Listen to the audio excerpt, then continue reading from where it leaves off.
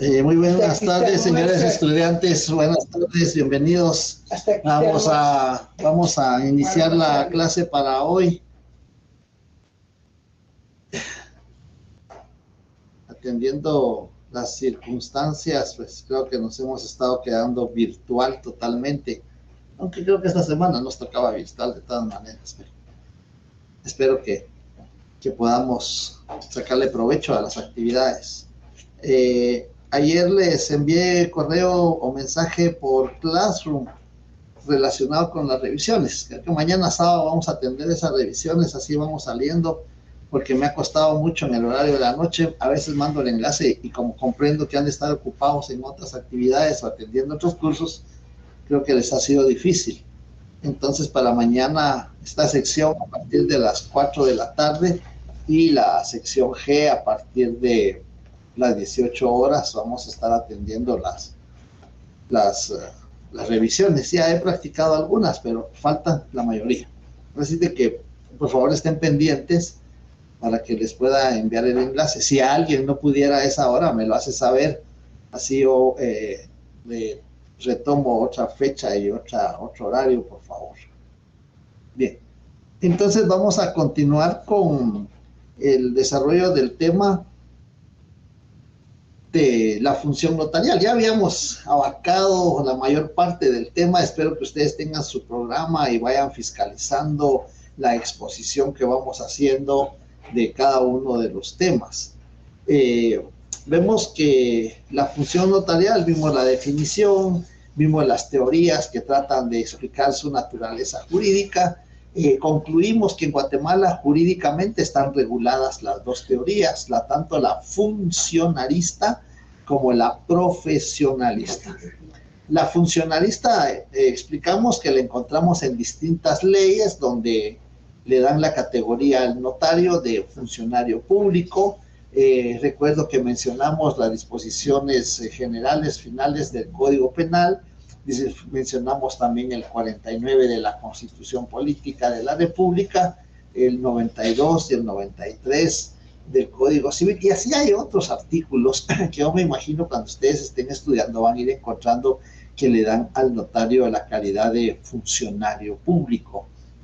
Por eso nosotros estamos facultados para tomar declaración jurada. Creo que el 452, si no mal recuerdo, el delito de perjurio, quien jurare decir la verdad ante autoridad competente. Si vemos nosotros, dentro de los requisitos para autorizar el matrimonio, se regula que los contrayentes deben de jurar ante el funcionario que va a autorizar el matrimonio. Y entonces, ahí hay otro elemento donde podemos determinar cómo está regulada la teoría funcionalista en la legislación guatemalteca. Del mismo modo, tenemos la teoría profesionalista. Esa teoría profesionalista está regulada en el artículo 2 del Código de Notariado, donde se regula que para ejercer el notariado se requiere haber obtenido el título facultativo, es decir, lo que estamos haciendo nosotros en nuestra facultad.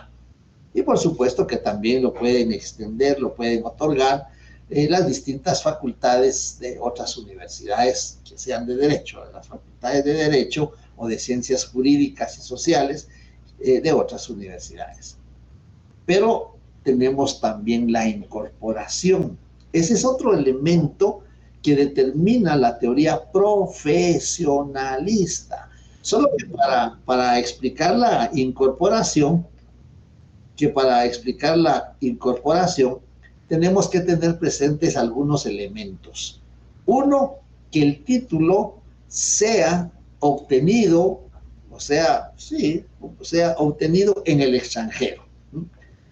Por ejemplo, puede ser en la Universidad Católica de El Salvador, puede ser en la Universidad Nacional de Panamá, o puede ser en la Universidad Notarial Argentina, o en la Universidad Católica de Chile, o en la Universidad Autónoma de México. Pues ahí podemos obtener el título de notario. Ese es el primer elemento. el título sea obtenido en el extranjero. El otro elemento es que quien obtenga el título en el extranjero debe ser guatemalteco de origen. Guatemalteco de origen. Si bien es cierto, el Código de Notariado regula guatemalteco natural, ya vimos que la Constitución Política de la República, que es la ley suprema, la ley superior, ya regula ahora guatemalteco de origen. Entonces, esos van dos presupuestos. Y el otro presupuesto es que se lleve a cabo las diligencias. Yo prefiero decir, en lugar del término trámite, yo prefiero decir diligencias de incorporación ante el Consejo Superior Universitario de la Universidad de San Carlos de Guatemala. Fundamentos jurídicos, artículo 2 del Código de Notariado, tenemos artículo 87 de la Constitución Política de la República, donde vamos a determinar el procedimiento de incorporación. Entonces vemos ahí cómo lo explicamos con el fundamento jurídico, ¿sí? Debe de ser el fundamento jurídico. La respuesta, nuestro razonamiento, nuestro análisis, nuestra exposición debe concatenar con el fundamento jurídico. Eso es lo que se necesita. Bien. Vimos las actividades, ya que vimos las teorías, la profesionalista y la funcionalista, vimos que en Guatemala, como están reguladas las dos teorías en distintas leyes, en Guatemala se adopta la teoría conciliadora, llamada también teoría ecléctica, llamada teoría conciliadora, porque toma los postulados de la teoría profesionalista y la teoría funcionalista. Entonces, esa es la teoría que adopta la legislación guatemalteca. Luego vimos, ya que vimos las teorías, vimos cómo se encuadra esa función, cómo vamos a ejercer nuestra profesión, en dónde. En el ámbito de la esfera de los particulares, pues tenemos que instalar nuestra oficina, tenemos que tener nuestro equipo necesario, equipo mobiliario, equipo electrónico, todo lo necesario para poder ejercer la función notarial. Pues si está dentro de nuestras posibilidades, también tenemos que contar, tener el apoyo de un asistente, de una secretaria, de un procurador, para que las diligencias vayan saliendo de la mejor manera, lo más humanamente perfecto y de manera ágil, ¿no? Eso es lo que se busca en la esfera de los particulares, porque son los particulares los que nos van a pagar nuestros estipendios, nuestros honorarios. Los particulares son quienes van a pagar nuestros honorarios con base al arancel. Ya vimos que hay un arancel de notarios que está en el artículo del 106 al 109 del Código de Notariado, y también vimos que hay un arancel de abogados que está en el decreto 111-96 del Congreso de la República. Bien, entonces, eso es una recapitulación de lo que vimos en la sesión anterior. Vimos las actividades que el notario va a ir realizando en el ejercicio de su profesión. La verdad es que esto nosotros lo vamos realizando, vamos desarrollando nuestra actividad. Y por eso decíamos, el notario no trabaja, no tiene patrono, no tiene contrato de trabajo, no se rige por el Código de Trabajo, no tiene prestaciones, es decir, el notario sus ingresos económicos los va formando a través de los honorarios que percibe de sus clientes, llamados por la doctrina también sujetos pacientes. Ahí está más o menos. Lo que nos tenemos pendiente de este tema número 5 es cuál es la finalidad de la función notarial, qué persigue esa actividad que el notario desarrolla en el ejercicio de su profesión, qué es lo que va a perseguir, cuál es la finalidad. tiene tres finalidades. Lo que persigue la función notarial. Tenemos la seguridad. Eso ya lo hemos visto. Muchas veces dentro de la exposición que hacemos hay temas en los que recalcamos, insistimos, porque tienen íntima relación. El tema de la seguridad. Acordémonos en el artículo 186 del Código Procesal Civil y Mercantil. Por favor, no me transcriban el artículo porque no es esa la idea, no es ese el objeto, no. En el artículo 186, los documentos extendidos por notario producen fe y hacen plena prueba. Además de eso, el Estado, dentro de los deberes que tiene, está la seguridad, pero se dan cuenta que solo menciona seguridad, no define qué clase o no determina qué clase de seguridad, porque hay muchas clases de seguridad: seguridad social, seguridad económica, seguridad laboral, seguridad laboral, seguridad, distintas clases de seguridad, seguridad ciudadana. A nosotros nos corresponde la seguridad jurídica de los actos y contratos. ¿Se recuerdan? Contrato 1517 del Código Civil. Hay contrato cuando dos o más personas convienen en crear, modificar o extinguir derechos, una relación de derechos y obligaciones. Hay dos o más. ¿Qué pasa cuando no hay dos o más? Entonces es un acto. Ese acto se llama negocio jurídico, 1251 del Código Civil. ¿Sí? Así es porque yo les exijo su fundamento jurídico. Eso sí tiene que... en las revisiones que he dado virtualmente, hemos practicado las revisiones. A quien le hice la revisión tenía bien la respuesta, pero el fundamento jurídico estaba equivocado. Lo lamento, no puedo asignarle ningún punto, porque el fundamento jurídico no corresponde. Entonces, ese es el elemento esencial para responder. Entonces, la finalidad de la seguridad jurídica de los actos y contratos. ¿Cuál puede ser nuestro fundamento jurídico? Pues tenemos el artículo 2 de la Constitución Política de la República, que es un deber del Estado, y como consecuencia de ello, el Estado le confiere, le traslada, le otorga a ciertos funcionarios, oigan, a ciertos funcionarios, la fe pública. Dentro de esos funcionarios está el notario. ¿Y cuál es el fundamento jurídico de esos funcionarios? 186. Los documentos extendidos por funcionario, empleado público y notario, ahí están los tres. Producen fe y hacen plena prueba. Entonces, esa es una de las finalidades de la función notarial, la seguridad. Una vez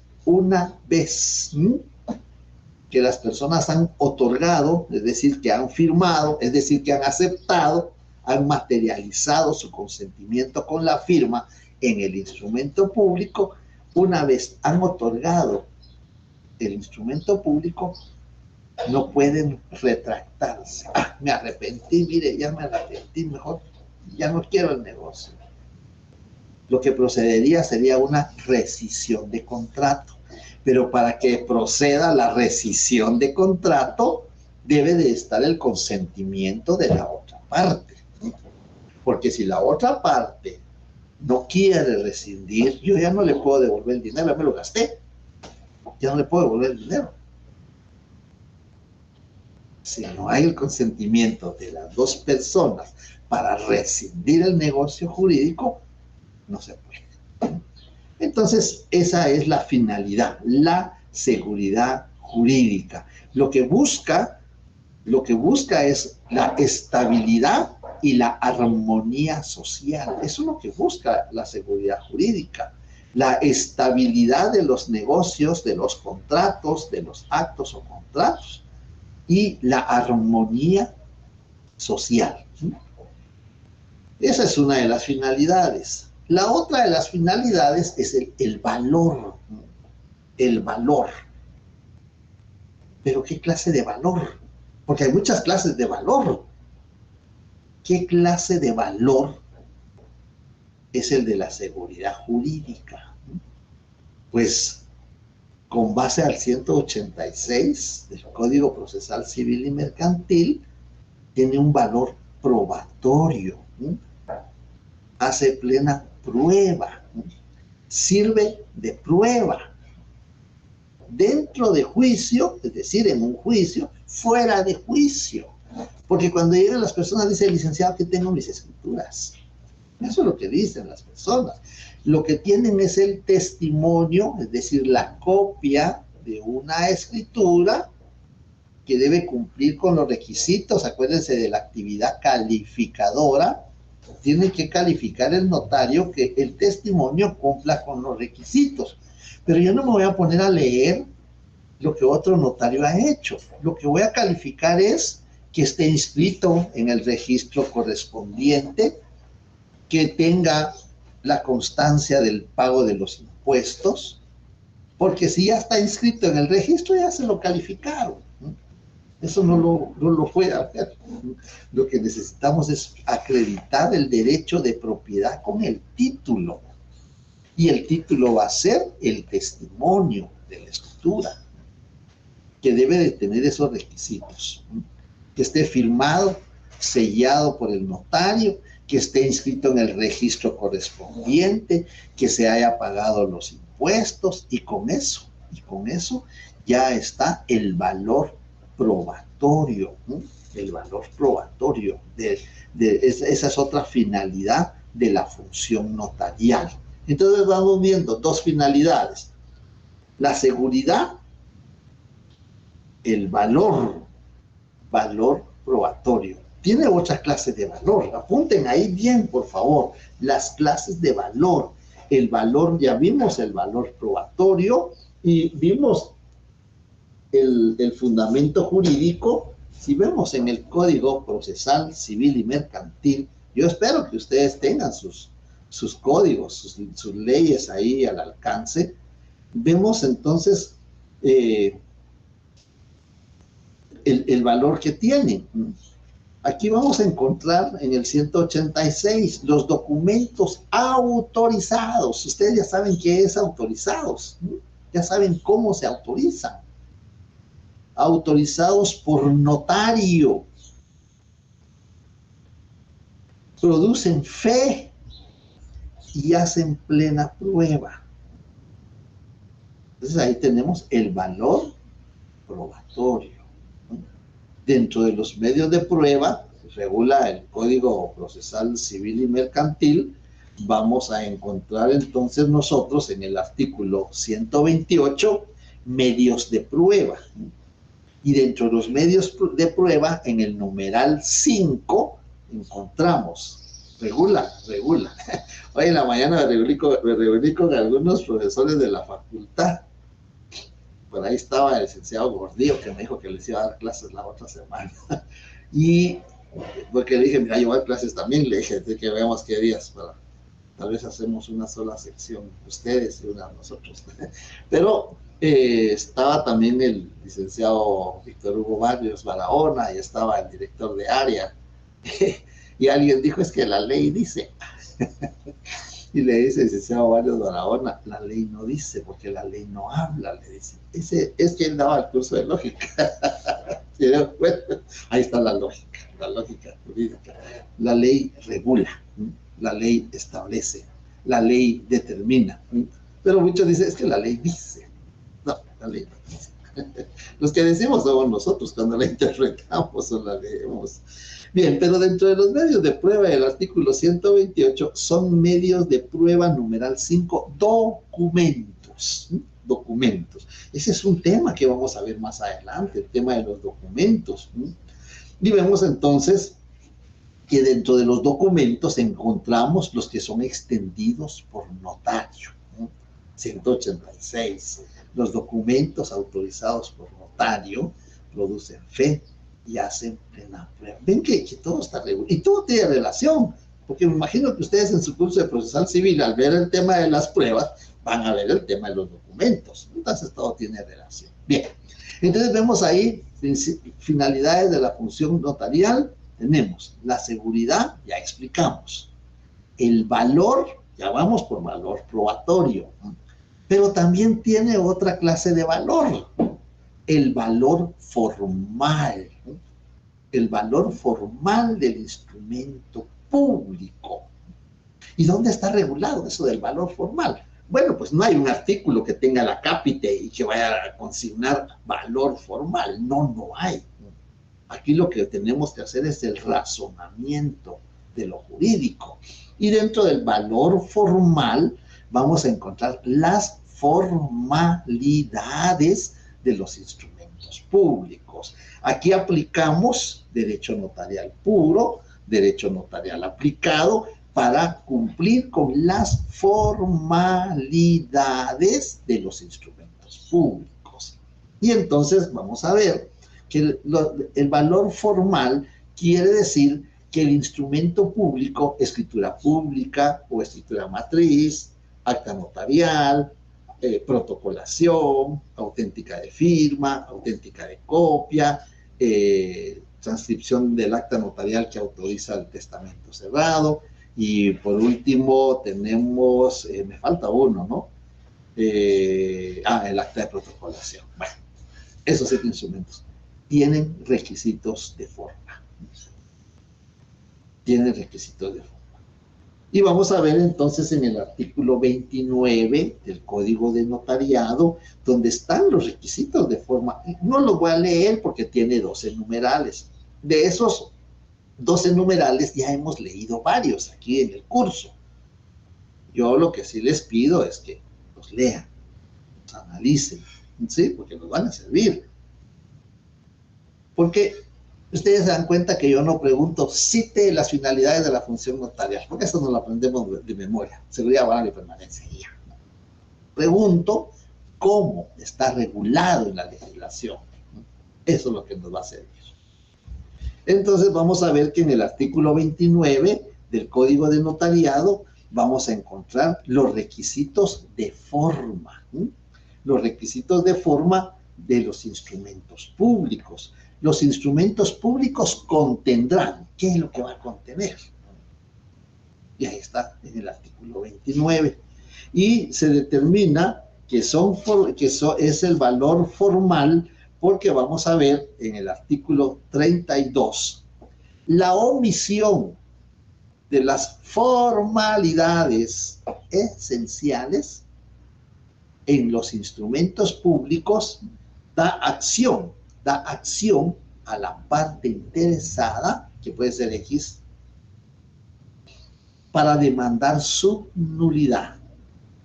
Entonces, si no cumplimos con los requisitos de forma, pues allá afuera hay como 45,000 abogados ya, que cualquiera va a esperar ser contratado para impugnar el instrumento público que autorizó el notario. Artículo 32. Y veamos el artículo 33. La omisión de las formalidades no esenciales hace que el notario incurra en una multa de 5 a 50 quetzales. Bueno, cualquiera era 5 quetzales, los pago, no hay pena. ¿Sabe qué es lo que pasa? Cuando presentamos en los registros públicos el testimonio, es decir, la copia de una escritura pública que vamos a registrar y no tiene una formalidad no esencial, no lo inscribe. ¿Y cuáles pueden ser las formalidades no esenciales? Aquí les aconsejo algo. Veamos el artículo 29, tiene 12 numerales, y veamos el artículo 31, que tiene 6 numerales. Entonces, esto lo recomiendo todos los años. y ahorita vamos a tener tiempo para hacerlo, porque si avanzamos en el programa hoy, el lunes, pues posiblemente ya no vamos a necesitar sesión extraordinaria. Si avanzamos hasta el tema, vamos a llegar. Bien, entonces, ¿qué les sugiero que hagan? Oigan bien lo que les estoy diciendo. Vean, nada nos cuesta copiar los 12 en una hoja. Agarramos una hoja. Es que miren, para estudiar tenemos que usar varias técnicas. Agarramos una hoja, tomamos una hoja de papel y redactamos los 12 numerales del artículo 29. En otra hoja redactamos, y mejor si lo hacemos a mano. El otro semestre vamos a hacer trabajos de redacción y todos tienen que ser a mano. Redactamos los 6 numerales del artículo 31. Ya que tenemos redactados los 12 y los 6, veamos cuáles están en el 29 y cuáles están en el 31, porque hay unos que están en el 29 y están en el 31, ¿sí? ¿Cuáles son esenciales y cuáles son no esenciales? Pero eso se los dejo a ustedes para que ustedes lo hagan, porque es la única manera que podemos comprender claramente cuáles son esos, cuál es la diferencia. Otra diferencia es, oyeron bien lo que los artículos 32 y 33, la omisión de formalidades esenciales, la omisión de formalidades no esenciales. Entonces es el valor formal. Si el instrumento público cumple con los requisitos de forma, tiene valor formal. ¿Y qué quiere decir que tenga valor formal? Que surte efectos. Que surte efectos. ¿Y qué efectos va a surtir? Vean lo delicado que es. Si tiene valor formal, si cumple con los requisitos de forma, no esenciales, esenciales. Y si se trata de un testamento o de una donación por causa de muerte, hay requisitos especiales. Entonces los requisitos de forma son 3. Los no esenciales, artículo 29 del Código de Notariado. Los esenciales, artículo 31 del Código de Notariado. Y los especiales, en el artículo 42, 44 del Código Notariado. En el caso de estos dos últimos, 42 y 44, en el caso de testamentos y donaciones por causa de muerte. ¿Ven qué bonito es poder explicar con fundamento jurídico lo que se nos está preguntando? Esa sería, entonces, vamos viendo el valor probatorio, el valor formal. Y falta un valor, el valor económico. ¿Por qué tiene un valor económico la función notarial? Tiene un valor económico porque cubre impuestos. Ya cuando entremos a leer, creo que nos va a dar tiempo todavía, no para el examen, no se me asuste, pero sí nos va a dar tiempo tal vez ya para el final.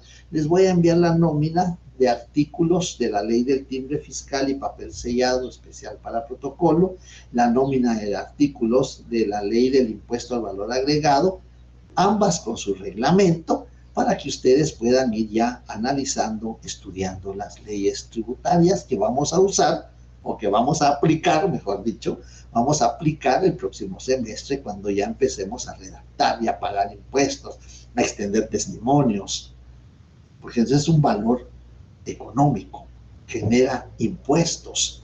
Claro que los impuestos son para el fisco, por supuesto, pero genera impuestos, entonces tiene un valor económico. ¿Qué otro valor económico genera? Pues genera honorarios. Genera honorarios. La función notarial tiene un valor económico también porque va a generar honorarios. Además de eso, genera un valor económico también porque en los distintos registros, cuando presentamos el testimonio, hay que pagar. Cuando presentamos un testimonio al registro de la propiedad para su inscripción, hay que pagar. Cuando presentamos el testimonio de un mandato en el registro electrónico de poderes, hay que pagar para la inscripción. Entonces también genera un valor de arancel, ¿no? Honorarios con base al arancel, pero el arancel también, ustedes entran a la página del registro de la propiedad, la página electrónica, y ahí van a encontrar el arancel de lo que se paga en el registro de la propiedad. Ustedes entran a la página del Registro Mercantil General de la República y van a encontrar el arancel. ¿Cuánto pago? Me contrataron para constituir una sociedad mercantil, que puede ser de cualquiera de las 5 o 6 ya. Me contrataron para autorizar una escritura de una sociedad. ¿Cuánto voy a pagar en el registro mercantil para que se inscriba? Me contrataron para autorizar un mandato. ¿Cuánto voy a pagar en el registro electrónico de poderes para que se inscriba? Entonces entramos a la página del Archivo General de Protocolos y ahí está el arancel. ¿Cuánto se paga por la inscripción de un mandato? ¿Cuánto se paga por la revocatoria de un mandato? ¿Cuánto se paga por la sustitución de un mandato? Cuando preguntamos esto en el examen técnico profesional, digo, mire, ¿qué se inscribe en el registro electrónico de poderes? Los mandatos. ¿Son los mandatos? Sí, son los mandatos. No, se inscribe el mandato, la revocatoria de mandato, la sustitución de mandato, el cambio de mandatario también se escribe. Es decir, hay varias. Pero entonces hay que ver el arancel. Entonces genera un valor económico. ¿Por qué genera un valor económico? Debe de cubrir impuestos, ya sea impuesto del timbre fiscal, ya sea del impuesto al valor agregado. Debe de cubrir también aranceles en los registros, cuánto se va a pagar para inscribir ese testimonio o ese instrumento. Por ejemplo, en el registro de personas jurídicas, cuánto se va a pagar en el registro de personas jurídicas por inscribir la constitución de una asociación. Tiene valor económico. Entonces, cuando hablemos del valor, hablamos valor formal, valor probatorio y valor económico, ¿no? La función notarial. Y por último tenemos la permanencia. Las finalidades de la función notarial, lo que persigue la función notarial está la seguridad, el valor, que ya las explicamos, y la permanencia. La permanencia. ¿Cómo está eso de la permanencia? Bueno, vamos a ver que hay dos clases de permanencia. Pues yo diría que todo tiene permanencia. Permanencia quiere decir que el instrumento público perdura a través del tiempo. El instrumento público perdura a través del tiempo. No todos, por supuesto, pero veamos en el protocolo. En el artículo 8 del Código de Notariado, ¿alguien me haga favor de leer el artículo 8, por favor?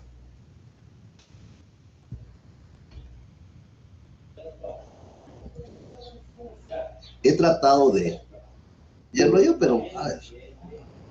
Muy bien, Esther, por favor. Artículo 8. El protocolo es la colección ordenada de las escrituras matrices, de las cartas de protocolación, razones de legalización de firmas y documentos que el notario registra de conformidad con esta ley. Muy bien. Entonces vemos que en conformidad con el artículo 8, ahí están regulados qué instrumentos públicos se redactan en protocolo. Tres. Escritura matriz, acta de protocolación, toma de razón de legalización de firma. 3. 1947. ¿Se acuerdan? Entra en vigencia el 1 de enero de 1947. El Código Notariado, yo no existía en ese tiempo, pero el Código Notariado vino a darle el abrazo de Año Nuevo a los notarios. Pero en 1964, el 1 de julio, ¿Se acuerdan de la colonia 1 de julio? Ahí acuérdense de eso.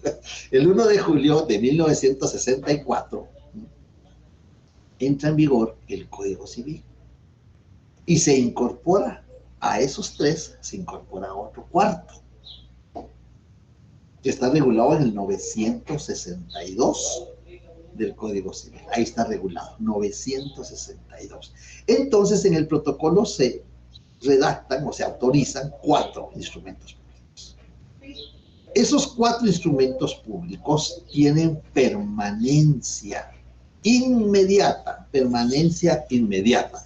Le voy a regalar un minuto a hacer una pausa, por favor.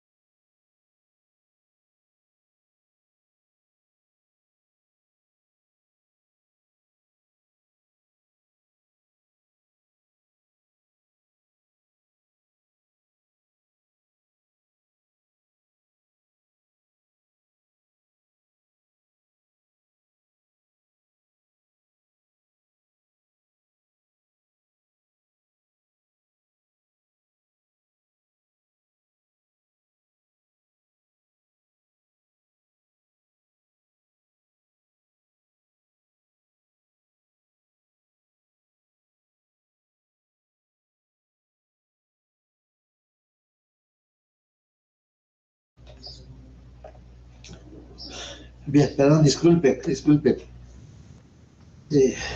Hice una pequeña pausa. Bien, entonces les decía que la permanencia en el instrumento público, en estos 4, pongan mucha atención en eso, por favor, ya les pido, por favor, pongan mucha atención, sí. Porque a veces como no veo reacciones de ustedes, digo, bueno, no están ahí, se durmieron. Hablo mucho, los canso. En esos 4 instrumentos públicos hay permanencia inmediata. Ipso facto, pleno hecho. ¿Por qué hay permanencia inmediata en esos 4? Porque están redactados en el protocolo. Papel sellado especial para protocolo. Esa ley tiene 2 impuestos. Porque yo me he dado cuenta que hay quienes escriben, se paga el impuesto de timbre fiscal y papel sellado especial para protocolo. Está incorrecto. El impuesto, timbre fiscal, lo pagan los contratantes. El impuesto, papel sellado especial para protocolo, lo paga el notario. La ley se llama así, ley del timbre fiscal y papel sellado especial para protocolo. Pero los impuestos son 2. Entonces, vamos a darnos cuenta que esos 4 instrumentos que se redactan en papel sellado especial para protocolo tienen permanencia inmediata. ¿Por qué tienen permanencia inmediata? Porque están redactados en el protocolo y el protocolo está en depósito del notario. Está en depósito del notario. Artículo 19 del Código de Notariado. El notario es depositario del protocolo. ¿Alguien lo lee, por favor? 19 del Código de Notariado. Así me ayudan un poco. Por favor, a ver, Stephanie, muy bien, por favor. Artículo 19. El notario es depositario del protocolo y responsable de su conservación. Y responsable de su conservación, ¿no? Imagínense ese término, responsable de su conservación. ¿Por qué? ¿Por qué está en depósito? ¿Por qué el notario es responsable de la conservación? Porque es un registro estatal. ¿Se recuerda cuando leímos 31 de la Constitución Política de la República? y demás registros estatales. Y el protocolo es un registro. El protocolo es un registro. Salvo el caso de averiguación sumaria por delito, solo el inspector de protocolos está facultado para revisar totalmente el registro notarial, 21 del Código Notarial. Registro notarial. ¿Y qué es eso, registro notarial? Pues no es más que el protocolo. ¿Qué otro nombre o qué otra denominación recibe el protocolo? Registro notarial. Entonces, a eso se debe la permanencia, porque quedan en el protocolo. Vamos a la... Porque antes no existía el Archivo General de Protocolos, no existía antes. Pero si vamos a la Hemeroteca Nacional, vamos a encontrar el protocolo de don Justo Rufino Barrios. Él fue notario, aparte que era militar, pero él fue notario. Él fue el que, si ustedes se recuerdan la hoja de la historia que enviamos, él fue el propulsor de la primera ley del notariado. Él fue el propulsor de que fuera la Universidad de San Carlos de Guatemala la que confiriera el título de notario. Antes era un oficio. Antes era un oficio. ¿Por qué era un oficio? Porque para otorgar el título de notario participaba el Consejo Municipal. Ahí se presentaba la solicitud. Yo quiero ser notario, presento mi solicitud ante el Consejo Municipal. La municipalidad o el Consejo Municipal, con uno de los concejales, iniciaba el expediente, recibía declaración de testigos, lo remitía a la Corte Suprema de Justicia. En la Corte Suprema de Justicia le hacían un examen al aspirante y una vez que habían aceptado los testigos, las declaraciones, depositado la fianza, pues le daban el fiat. Le daban el fiat. No es un fiat del vehículo, no. Eso, el fiat, la marca del vehículo, es otra cosa. Eso quiere decir Fábrica Italiana de Automóviles Torino. Eso quiere decir fiat de los vehículos, no. El fiat, para el notario, es la autorización que daba. Participaba la Corte Suprema, participaba el Consejo Municipal. Don Justo Rufino Barrios viene y le otorga a la Universidad de San Carlos, era la única en ese tiempo en Guatemala, le otorga a la Universidad de San Carlos la facultad de otorgar el título de notario. Ahí cambia de un oficio a una profesión. Todavía hay notarios que escriben mis oficios notariales, todavía hay, pero ya no es un oficio. Antes era oficio, ahora es una profesión. Ahora no vamos a redactar, y pongan atención porque el otro semestre nos toca redactar. No vamos a redactar, requiere mis oficios notariales, no, requiere de mi función notarial, eso, o requiere de mis servicios profesionales, eso. Porque oficio, hasta la época de don Justo Rufino Barrios. De aquí en adelante, profesión. Entonces, el notario es responsable de la conservación. Y les decía esto porque la permanencia. Cuando el notario sale del territorio nacional, ya lo hemos leído en el artículo 27, el protocolo no se lo puede llevar. No se puede llevar el protocolo. Al fin me está entrando. No se puede llevar el protocolo, tiene que dejarlo. Lo leímos en el artículo 27. Tiene que dejarlo con otro notario si la ausencia es menor de 1 año. 3 meses, un fin de semana, 1 semana, 8 meses, pues, con otro notario. De confianza, por supuesto. Tenemos amigos notarios de confianza y le podemos dejar el protocolo. ¿Para qué? ¿Por qué? Por el principio de publicidad, que es constitucional. Si alguien quiere información, si alguien quiere una copia, si alguien quiere un testimonio, pues ahí está el protocolo. Y entonces, si la ausencia es mayor de 1 año, pues con el director del Archivo General de Protocolos. Y cuando el notario fallece, porque llega el momento que el notario fallece, los protocolos del notario al director del Archivo General. Y ahí se van a perpetuar. tienen la obligación de conservarlos indefinidamente. Ese es el principio de permanencia, la permanencia inmediata, ¿no? Porque queda bajo protección del notario por el artículo 19, y si el notario se ausenta, con el artículo 27, y si el notario fallece, pues también el artículo 27, ¿sí? Y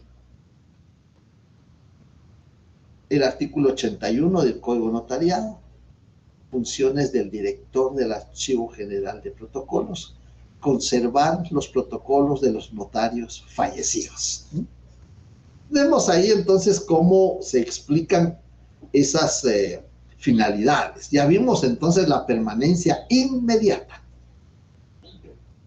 Bueno, pero si hay inmediata también, ¿verdad? Quiere decir que no es ipso facto. Depende. Las actas notariales y las auténticas de copias o reproducciones y de firma no le quedan al notario, no le quedan al notario. La persona llega por un acta notarial, pues un acta notarial de sobrevivencia, pues un acta notarial de arresto domiciliario, pues un acta notarial de donde se hace constar el nombramiento, así es, acta notarial donde se hace constar el nombramiento del representante legal de una persona jurídica, civil o mercantil. El notario autoriza el acta.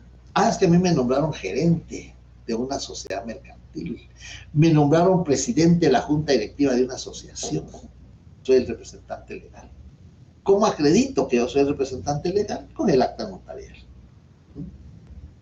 Con el acta notarial. Pero esa acta notarial tiene que estar inscrita. Tiene que estar inscrita.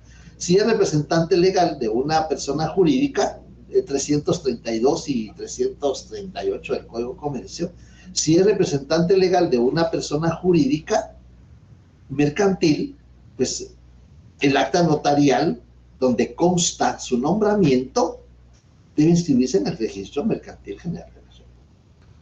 Si es representante legal de una asociación, de una fundación, de una iglesia, pues el nombramiento debe inscribirse, el acta notarial donde consta su nombramiento debe inscribirse en el Registro de Personas Jurídicas. Y si es el representante legal de una cooperativa, pues en el Registro de Cooperativas. Entonces, cuando el notario autoriza el acta notarial, se la entrega a la persona. Se la entrega a la persona. Cuando el notario legaliza o autentica, es lo mismo legalizar que autenticar una firma, está en un formulario, está en un documento privado, cuando veamos los documentos, está en un documento. Cuando el notario legaliza la firma que está en un documento, se lo entrega a la persona. Se lo entrega a la persona. Y la persona se lo lleva, se lo queda y se va. El acta notarial, la persona se la queda, se la lleva. Hasta que ese documento no llega a la... Y no todos, porque hay unos que no llegan a ninguna institución.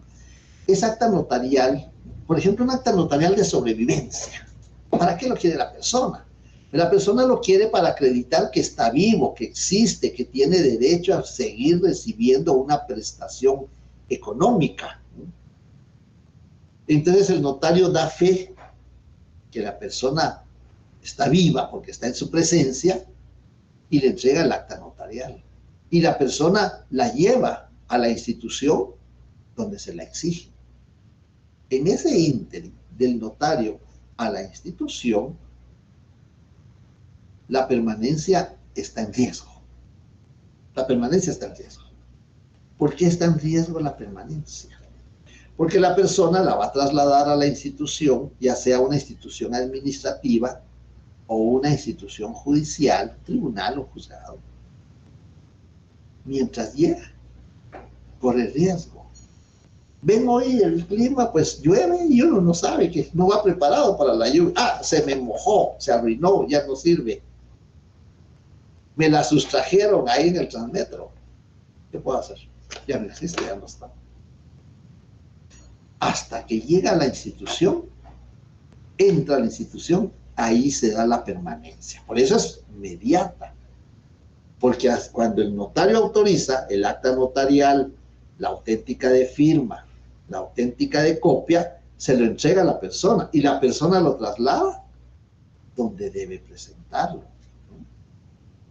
En el artículo 175 de la ley del organismo judicial, vamos a encontrar algo de lo que estamos platicando. Listo. 171, por favor, ley del organismo judicial.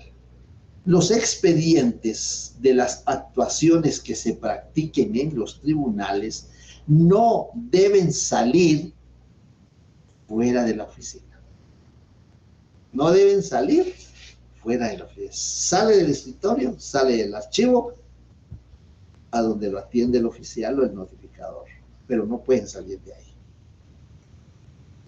Pero en el artículo 177, las disposiciones de este capítulo son aplicables a las certificaciones que se extiendan en cualquier otra dependencia u oficina del Estado, así como a constancias de actos o hechos, o a la existencia o no de documentos. Eso es lo que llaman negativa, la existencia o no de documentos, es lo que llaman negativa. Razones o actuaciones en los expedientes. No solo los tribunales, lo que reciben los tribunales no pueden salir, ya forman parte del expediente judicial, ya sea jurisdicción contenciosa o jurisdicción voluntaria, pero ya forman parte del expediente, no pueden salir. Yo necesito el documento, pues una certificación. Por eso en el 171 está regulado lo de las certificaciones. Y en el 177 también las oficinas públicas, las oficinas administrativas, una vez que el documento forma parte del expediente, ya no puede salir de la oficina. Es que yo necesito una copia, no puede salir. Solo a través de una certificación. Entonces vemos ahí la permanencia inmediata y la permanencia mediata. ¿Ven lo que nos llevó la explicación de las finalidades de la función notarial? Seguridad, valor y permanencia. En menos de 2 segundos lo decimos. Explicarlo es diferente. Explicarlo, eso es lo que pedimos nosotros. Una explicación breve con su fundamento jurídico. ¿Dudas? Comentarios, preguntas. A ver, ¿qué dice Stephanie? Sí, licenciada, disculpe, es que tengo un poco de duda con la permanencia inmediata. Entonces, esta permanencia no tiene seguridad y el instrumento público nunca va a estar en un protocolo, ¿verdad? No, el instrumento público, actas notariales, auténtica de firma, auténtica de copias o de reproducciones de documentos, no se redactan en protocolo, se le entrega a la persona. La persona lo va a llevar donde se lo están solicitando. Hoy en la mañana llega un cliente y me dice, licenciado, necesito un acta notarial de declaración jurada. Bueno, ¿declaración jurada de qué? Pues me pidieron en la SAT, dice, la Superintendencia de Administración Tributaria, me pidieron una declaración jurada porque voy a participar en una licitación. Bueno, pues redactamos el acta notarial, autorizamos el acta notarial y se lo entregamos. Tiene que llevarlo a una oficina administrativa. En ese ínterin, corre riesgo. Que llueva, que la extravíe, que se la sustraigan, pues corre riesgo. hasta que llega a la oficina administrativa. Una vez recibido, ahí está la seguridad. Por eso es inmediata, ¿no? Porque corre. Y muchas veces me dice, mire, no, ya no me da tiempo, mire la hora que es, lo voy a llevar mañana. Y, ay, pero es viernes, la llevo el lunes. Entonces, corre más riesgo, que más días de por medio. A eso se refiere. Gracias, licenciado. Y otra duda que me generó es que enumeramos la seguridad como un fin notarial, pero en este caso, en la permanencia inmediata, ¿no se está perdiendo un poco de seguridad con el instrumento público? No, no se pierde seguridad porque produce fe. Al momento que llegue a donde lo están solicitando, produce fe. Si eso en un tribunal, en un juzgado, hace plena prueba. No se pierde, porque cumple los requisitos. Tiene valor formal, tiene valor probatorio, tiene valor económico, porque las auténticas cubren impuestos. Si vemos en el artículo 5 de la Ley del Timbre Fiscal y Papel Sellado Especial para Protocolo, en el numeral 6, las auténticas cubren 5 quetzales de timbre fiscal. Y si leemos la Ley del Timbre Forense y Timbre Notarial, las auténticas cubren 10 quetzales de timbre notarial. Eso se me pasó mencionar esa otra clase de impuesto, pero es un impuesto profesional, porque el impuesto fiscal, como su término lo dice, es para el fisco, pero el impuesto profesional es para el colegio de abogados. Por eso se llama impuesto profesional, timbre notarial. Esa es otra ley que necesitamos tener preparada, por favor. Ley del timbre fiscal y papel sellado especial para protocolo. Permítanme un segundito, solo voy a...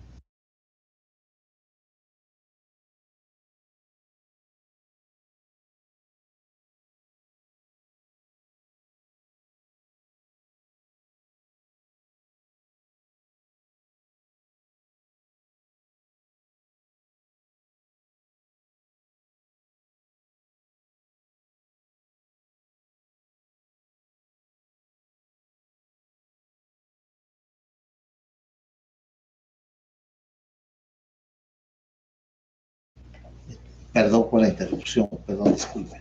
No suelo hacer eso, pero estaba esperando esa llamada. Bien, entonces, no se pierde la seguridad, ninguna de las finalidades se pierde, ¿no? Lo que sí hay que explicarle a la persona, y es que hay que protegerle cuando le entrega el documento, que se lo va a llevar, pues hay que entregárselo en un folder, si es posible en una bolsa plástica o algo que lo proteja, para explicarle que cuando llegue tiene que llegar bien planchado, ¿verdad? Sin arrugas, sin manchas, tiene que llegar bien. Eso es lo. Gracias, licenciado, ya me quedó un poco más claro. Muy bien, de acuerdo. Por último, ¿sabe qué? ¿Me podría repetir el artículo que mencionó sobre la ley de impuestos fiscales, de timbres fiscales, perdón? Ahorita es que no lo logré anotar. Pues ese es el artículo 5. Ahí vamos a encontrar varios, ya les voy a mandar la lista con todos sus numerales. Es el artículo 5, numerales 5 y 6 de la ley del timbre. Ahí hay varios, pero vamos a ser más específicos más adelante. No sé si alguien más pide la palabra. No. Bueno, tenemos unos minutos todavía. Nos aprovechaste. Sí, de repente pues ya no hay necesidad de las extemporáneas, de las extraordinarias. Y bueno, no, ustedes todavía no tienen examen de retrasada. No, es que nos suspendieron el examen de retrasada, estaba programado para mañana. Teníamos mañana examen de retrasada, pero el señor decano nos envió un mensajito que se suspendía. Entonces no hay retrasada. Bien, entonces terminamos el tema 5, entramos al tema 6, la fe pública. ¿Qué es la fe pública? Es un bonito tema, muy fácil de poder comprender. No sé si hay alguna pregunta, alguna duda, algún comentario. Ya tenemos la clase de lunes. Veamos hasta dónde podemos llegar el lunes y tal vez logramos abarcar los temas, ¿sí? Pues así pueden ustedes ya preparar sus exámenes. No sé si hay alguna pregunta, algún comentario de lo que hemos visto. ¿No? ¿Están bien? ¿Están seguros? El tema 5 se trata de la fe pública. Cuando hablamos de la fe pública, hablamos en un término general. La fe pública es una facultad, es un atributo del Estado, El Estado, no sé si lograron ustedes ver el material que se les envió sobre algo de la historia del notariado, que cómo se delega esa facultad a otra persona, por supuesto a otro funcionario, y entonces el Estado en su, aquel elemento ius imperium que tiene, que ustedes vieron en teoría del Estado, me imagino,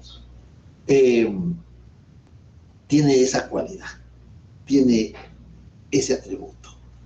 Pero como hay ciertos funcionarios quienes tienen una formación, tienen elementos para poderles otorgar esa facultad, entonces el Estado, a través de la ley, le confiere esa facultad a ciertos funcionarios. La fe pública es un atributo del Estado, es una potestad que el Estado le traslada, le confiere, le otorga a ciertos funcionarios. Ahí está la teoría funcionarista. Y entonces vamos a encontrar que es esa facultad, esa aptitud de robustecer con una presunción de veracidad los documentos que extienden. Nosotros vamos al registro de la propiedad, solicitamos una certificación, esa certificación está robustecida con una presunción de veracidad porque el registrador tiene fe pública. Vamos nosotros, solicitamos nuestros antecedentes policiales o antecedentes penales, ese documento tiene una presunción de veracidad porque está extendido por un funcionario o un empleado público. 186. Produce fe y hace plena prueba. Es la fe pública. Y vamos nosotros al Registro Nacional de las Personas, al Registro Civil, solicitamos una certificación de partida de nacimiento, una certificación de partida de matrimonio, una certificación de partida de defunción. Tiene fe pública, porque esa potestad que el Estado le ha conferido a ciertos funcionarios es esa facultad de robustecer con una presunción. Se presume que es cierto. No está diciendo totalmente cierto, se presume. ¿Por qué se presume? Porque cualquier persona puede decir, no, esa no es la firma. No, eso no lo firmé. Por eso en el 186 se regula, salvo el derecho de las partes de redarguirlo de nulidad o de falsedad. Y nulidad, hay dos clases de nulidad. La nulidad de forma, el valor formal no reúne con un requisito de forma, hay nulidad de forma.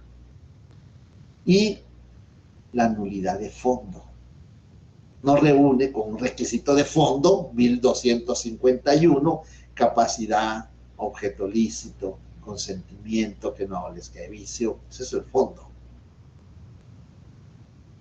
Entonces, por eso vemos que es una presunción de veracidad. Entonces la fe pública es eso, es una facultad, es un atributo que se le otorga a ciertos o a determinados funcionarios, y los documentos que extiendan producen fe y hacen plena prueba, salvo el derecho de las partes de redarguirlos de nulidad o de falsedad. Bien. Entonces vemos ahí que eso es la fe pública. ¿Cuál es el fundamento de la fe pública? Bueno, aquí hay dos cosas muy especiales. Hay un fundamento doctrinario. Creo que ya les mencioné algo. La estabilidad y la armonía de la sociedad. La estabilidad y la armonía, que los documentos están robustecidos con esa. Yo no voy a dudar. Cuando una persona lleva antecedentes penales, o una persona lleva antecedentes policiales, o lleva una certificación del registro civil, del registro nacional de las personas, o del registro mercantil, o del registro... Yo no voy a dudar. ¿Por qué? porque tiene fe pública. Se presume que es verdad. Por eso dice erga omes, ¿no? Ante todos los hombres. Dentro de juicio. Dentro de juicio. Fuera de juicio. Dentro de juicio es cuando lo presentamos dentro de un juicio como medio de prueba. Y fuera de juicio es cuando llegamos y mire, yo soy el propietario del inmueble, aquí está mi testimonio, mi escritura, es unas personas. Con esto acredito que yo soy el propietario, yo soy el acreedor, ¿no? Por la fe pública que tiene. Entonces, por eso dice que se tiene, por cierto, ante todos los hombres, erga omnes, ¿no?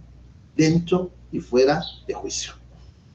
Y de ahí surgen las clases de fe pública como consecuencia de ello, ¿no? Las clases de fe pública vamos a encontrar la fe pública notarial, por supuesto, que es la que a nosotros nos atañe. Artículo 1 del Código de Notariado. El notario tiene fe pública. Ahí, suficiente con eso. No me transcriban los artículos, por favor.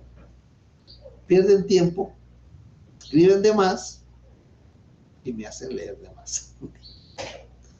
Entonces, eso es suficiente. El notario tiene fe pública. Explique la fe pública notarial. Claro, es una presunción de veracidad que tiene el notario de robustecer los actos o contratos que autoriza. Ustedes ya saben qué es autorizar. Si no están autorizados, no tienen fe pública, aunque estén en el protocolo. Pero si no están autorizados, no tienen fe pública.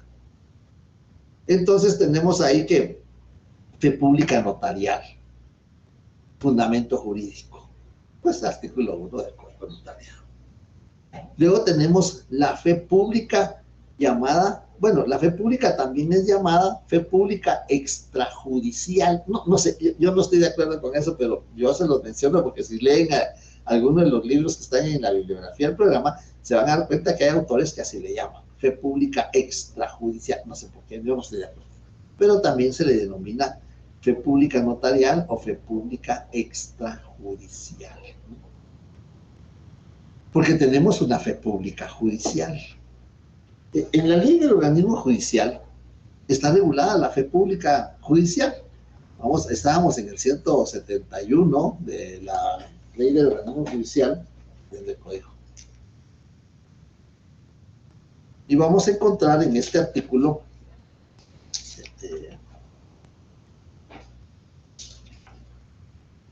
172.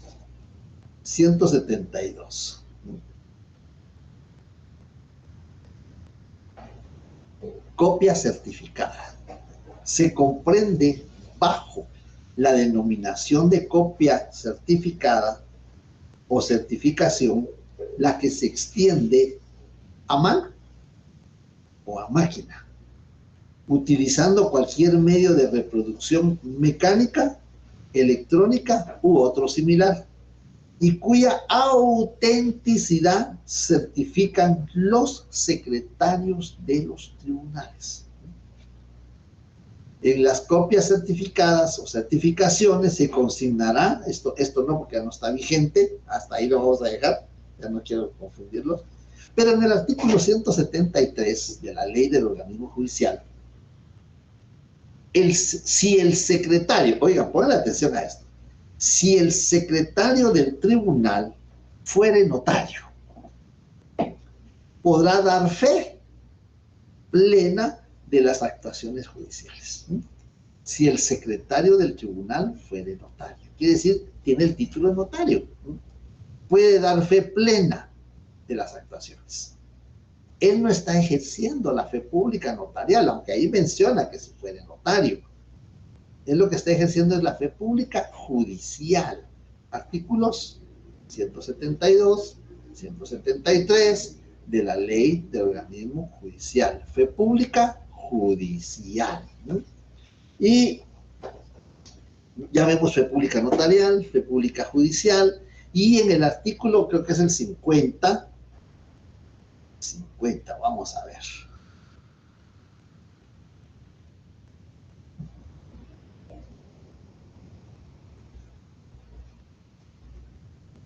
vamos a encontrar acá.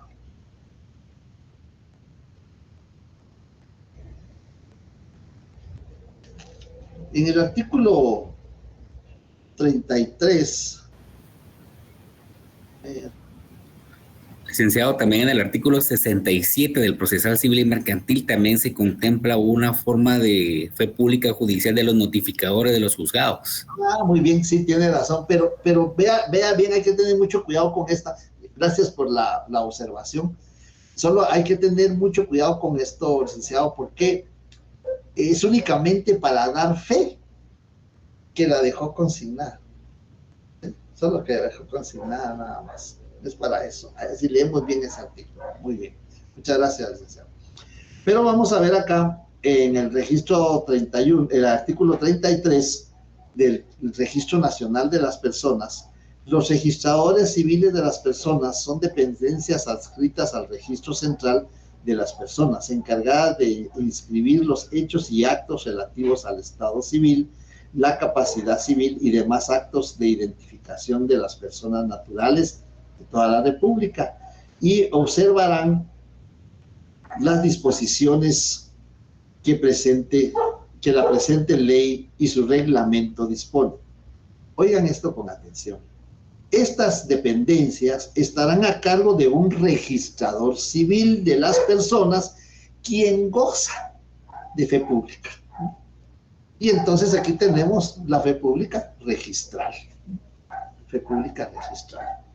Y en el Código de Comercio, pues se me cayó el Código de Comercio, en los artículos 332, donde se ha regulado el registro mercantil, también está regulado las facultades del registrador mercantil, quién lo nombra, qué cualidades debe cumplir, y ahí encontramos que tiene fe pública también. Entonces va a haber fe pública notarial, fe pública judicial, fe pública administrativa, empleados o funcionarios públicos, 186 del Código Procesal Civil y Mercantil, y fe pública registral, fe pública registral.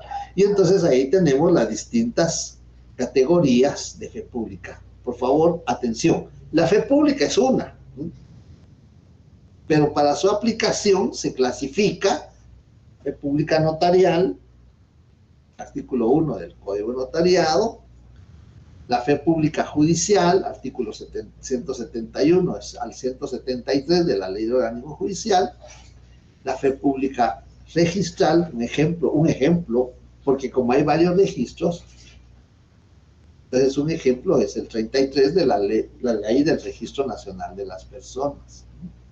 Y la fe pública administrativa, pues está en el 186 del Código Procesal Civil y Mercantil, y correcto, por supuesto, los notificadores tienen fe pública para hacer constar que la persona se negó a recibir la notificación y por eso la va a dejar, la notificación la va a dejar colocada en la puesta.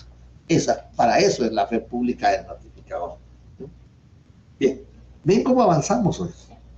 Ya avanzamos y tratamos de aprovechar el periodo. Creo que nos va a dar tiempo, el lunes terminamos y ahí ya o se van a la playa o se van a estudiar. O las dos cosas, ¿verdad?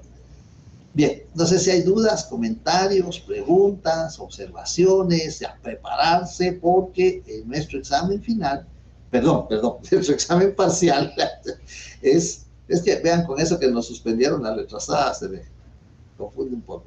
Nuestro examen parcial, segundo parcial de 40 puntos, al que hay que buscar los 30, es el 25. Viernes buen día. Viernes 25 de abril. Ya está programado, ¿sí? No se van a correr los exámenes, no se van a correr porque creo que ayer no pudo haber examen. Los exámenes programados para esta semana no se llevaron a cabo. Los van a trasladar para después del 25. ¿Sí? Nosotros siempre vamos a seguir trabajando como lo coordina, valga la redundancia, la coordinación, una semana presencial y una semana virtual. ¿Dudas, comentarios, observaciones? Más o menos, ¿cuántas preguntas tendrá el examen? Pues, unas 20 tal vez. Son 40 puntos. Hay que estudiar. Hay que estudiar. Ahí vamos a distribuir en el examen los 40 puntos. A ver qué dice Esther. Buenas tardes, licenciado. Solo con una pregunta. ¿Los temas que van a venir en el examen son a partir de los temas después del primer parcial o son desde el inicio de clase? ¿No ha leído el mensaje Classroom? Ahí están los temas que vienen en el examen. Ya saben que antes del examen yo les mando las recomendaciones para que tengan claras las recomendaciones. Una de las recomendaciones se consignó: deben utilizar bolígrafo o lapicero azul o negro. Alguien me escribió con lapicero celeste. Bueno, no le influyó, pero por favor, ¿sí?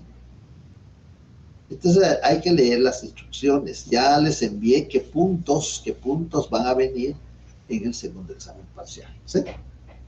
Bien, si no hay más dudas, comentarios, preguntas, observaciones. El fundamento legal del valor económico. Bueno, lo que pasa es que el valor económico tiene varios fundamentos jurídicos. Los honorarios del notario, arancel, tanto el arancel del notario del el 106 al 109, como también el arancel del abogado. Hay dos cosas que son del notario y que están reguladas en el arancel de abogado, por eso se los recomiendo. Es el decreto 111-96, entonces hay que poner mucha atención en eso. En eso hay que poner mucha atención porque hay que leer los dos aranceles. Es parte del valor económico. Tiene impuestos a cubrir. Ahí que yo mencioné un ejemplo de la ley del timbre fiscal, de la ley del impuesto al valor agregado, la ley del timbre forense y timbre notarial, valor económico. Hay aranceles que pagar en los registros públicos, hay que buscar los aranceles. El arancel del registro general de la propiedad, el arancel del registro electrónico de poderes, el arancel del registro mercantil, el arancel del registro. Eso hay que buscarlo. Desde el valor económico yo no le puedo dar un fundamento jurídico, lo que le doy son las leyes que lo regulan, para que usted las estudie, ¿sí? Bien. Bueno, de acuerdo, mailing. Muy bien, de acuerdo. Bien, bueno, mis queridos juristas, que tengan un buen fin de semana. Pásenla bien, cuídense por favor. Espero nos podamos ver el día lunes. Yo creo que nos va a dar tiempo el día lunes de concluir, ¿sí? Bueno, tengan buena tarde. Gracias por asistir, licenciado Rudy. Feliz tarde, licenciado.